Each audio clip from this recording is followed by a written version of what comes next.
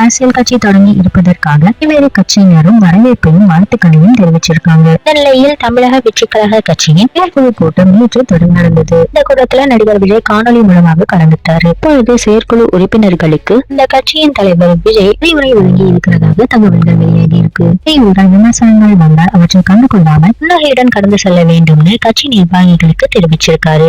பிரச்சனைகள்ல கவனம் செலுத்த வேண்டும் என்றும் கிராமங்களிலும் தங்கள் கட்சியை தெரியப்படுத்த வேண்டும் என்றும் 50 வயதில் உள்ளவர்களுக்கு கூட தங்கள் கட்சியை பற்றி தெரிந்திருக்க வேண்டும்னு விஜய் சொல்லியிருக்காரு. மேலும் வருகிற நாடாளுமன்ற தேர்தலுக்கு அப்புறமா கட்சி பணிகள் தீவிரமடையும்னு நடிகர் விஜய் தனது கட்சி நிர்வாகிகள் கிட்ட தெரிவிச்சிருக்காரு. இந்த செயற்குழு கூட்டத்துல நடிகர் விஜய் சுமார் 5 நிமிடங்கள் உரையாற்றியதாக சொல்லப்படுது. மேலும் கட்சி தொடர்பான சில முக்கிய முடிவுகளுக்கு செயற்குழு உறுப்பினர்கள் கிட்ட அனுமதி பெற்றதாகவும் சொல்லப்படுது.